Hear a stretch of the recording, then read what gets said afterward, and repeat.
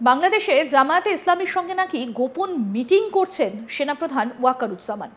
জানা গিয়েছে জামায়াতে ইসলামীর তরফে শফিকুর রহমান এবং নায়েবে আমির সৈয়দ আবদুল্লাহ মোহাম্মদ তাহের বৈঠক হয় এদের সঙ্গে।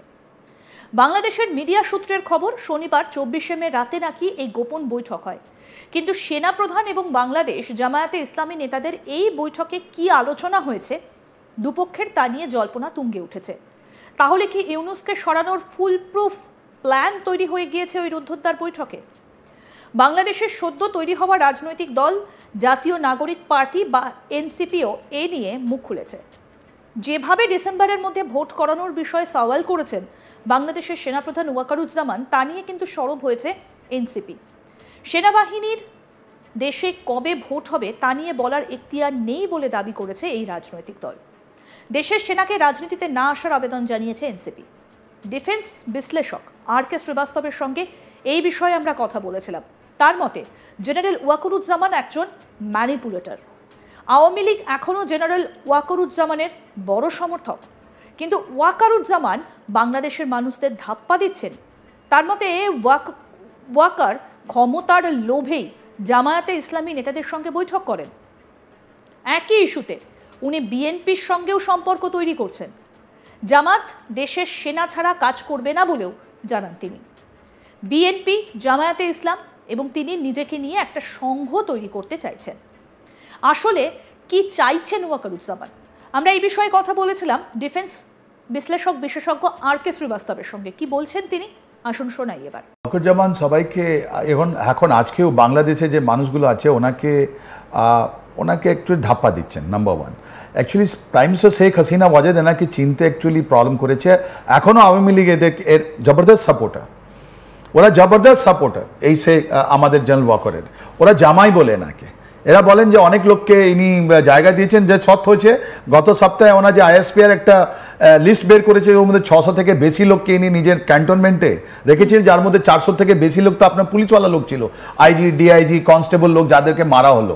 আর ওর সঙ্গে কথা, ওর সম্বন্ধে কেউ মানুষ কথা বলে না, রাইট? তো জেনারেল ওয়াকার যেটা আছেন, উনি আওয়ামী লীগের, ওনার যেহেতু আমাদের প্রাইম মিনিস্টার শেখ হাসিনা ওয়াজেদকে যাওয়ার জন্য 4 ঘন্টা টাইম দিলেন, সামরিক বিমান দিলেন, সবাই তৈরি করলেন।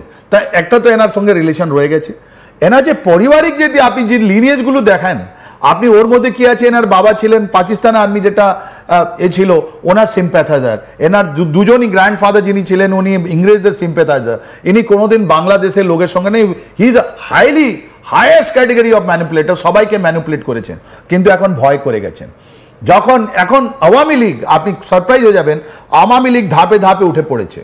আওয়ামী লীগ এখন রিসার্জেন্ট। ফেব্রুয়ারি মাস থেকে যখন প্রাইম মিনিস্টার শেখ হাসিনা ওয়াজেদ যখন কল দিয়েছেন, তারপর দেখবেন একটা আওয়ামী লীগের মধ্যে, ওদের কাডারের মধ্যে, ওদের লিডারের মধ্যে একটা নতুন একটা এনার্জি এসছে, রাইট? আর ওই এনার্জিটাই জানেন কতগুলো গুজব ছড়াচ্ছে। আমরাও সামটাইম ধরে পড়ি। কিন্তু জামাতের সঙ্গে বৈঠক করতে গিয়েছিলেন গত শনিবার রাতে, যেটা জানা যাচ্ছে দলের আমির শফিকুর রহমান এবং নায়েবে আমির সৈয়দ আবদুল্লাহ মোহাম্মদ তাহের, তাদের সঙ্গে উনি বৈঠক করেছেন। কেন গিয়েছিলেন? উনি দেখুন, এটা এনার তো কোনো পলিটিক্যাল বেস নয়। তো প্রত্যেকটা আর্মি যেটা জেনারেল আছে, ওর যদি পলিটিক্যাল অ্যাম্বিশন হয়, ওরা চায় যে আমি ইসলামিস্ট আছি, আমাকে লোক ভোট করুক। এটাই জেনারেল জিয়াউর রহমান করেছিলেন আপনার কনস্টিটিউশনাল অ্যামেন্ডমেন্ট। সেম জিনিস ইরশাদ করেছিল, সেম জিনিস পাকিস্তানে আছে। আজকে যে মোল্লা ফিল্ড মার্শাল আসিম মুনির যেটা আছে, ও তো হাফিজ আছে, ও তো জানে যে এই একটা আপনার যেটা জামাত আছে, হাফিজ ইসলাম আছে, আপনার হিজবুত তাহির আছে, এদের যে কাডারগুলো ডেডিকেটেড, ওদের মগজ ধোলাই হয়ে গেছে।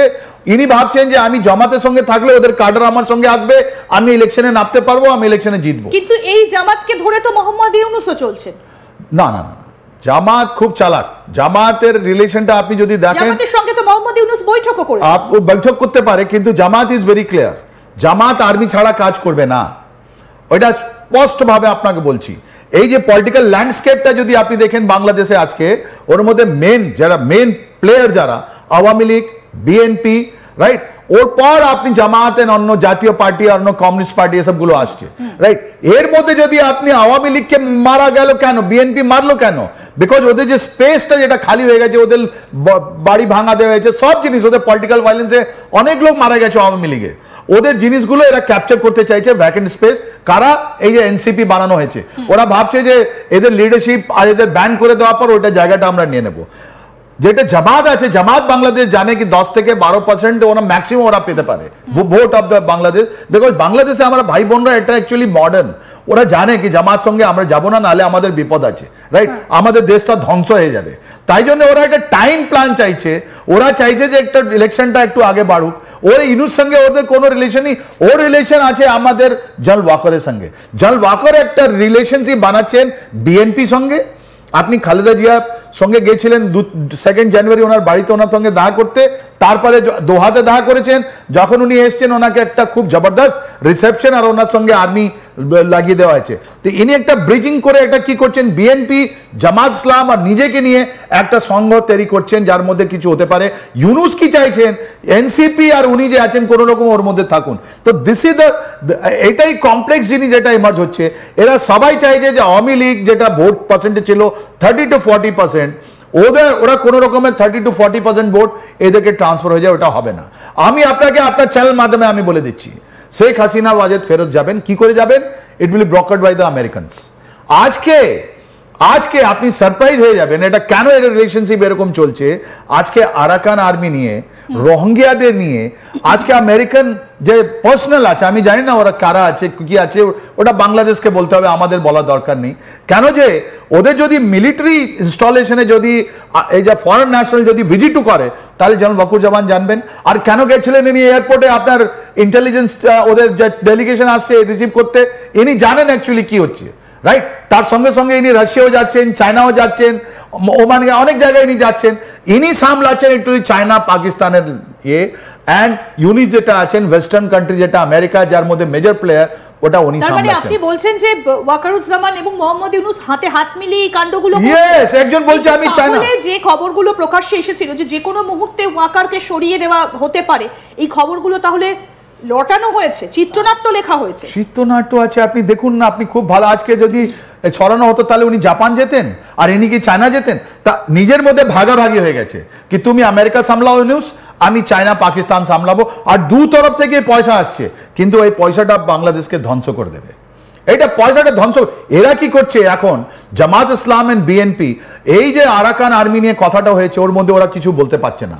এন্ড এজ এ রেজাল্ট কি এই করিডোরটা হবে বাংলাদেশে? হতে চলেছে, এটা সত্য আছে, এটাই হবে। এর মধ্যে আমেরিকার এগেইনস্ট এরা যেতেই পারবে না। আর ওর থেকে মানুষের যে অ্যাটেনশনটা আছে ওটা ডাইভার্ট করার জন্য উনি কি করছেন, লাস্ট 7 দিনে দেখুন কি হলো। যখন আমেরিকান লোকরা আসছে, যখন কোয়েশ্চেন জিজ্ঞেস করা হচ্ছে, ইভেন আর্মি যেটা প্রেস কনফারেন্স করলো ওর মধ্যেও জিজ্ঞেস করা হচ্ছে আরাকান আর্মি সেফ করিডোর, উনি জবাব দিচ্ছেন না। আমেরিকা এই যে আর্মি যেটা স্পোক পারসন আছেন, ও থেকে অ্যাটেনশনটা ড্র করার জন্য জানেন কি করছেন, এরা করছে যে নিরীহ বাঙালি হিন্দু যারা আছে ওদের পরিবারকে মারা, ওদের বাড়ি পুড়িয়ে দেওয়া, মহিলাদের, আমাদের মা বোনকে ওখানে অ্যাবডাকশন করা। ওরা চাইছে কোন রকমে এর মধ্যে ওয়াকারেরও মদত রয়েছে, অ্যাবসলিউট দুজনের মদত রয়েছে। আরো আপডেট পেতে দেখতে থাকুন আজ তাক বাংলা। সাবস্ক্রাইব করুন, নোটিফিকেশন পেতে বেল বাটন অপশন প্রেস করুন, হোয়াটসঅ্যাপেও ফলো করুন আজ তাক বাংলা।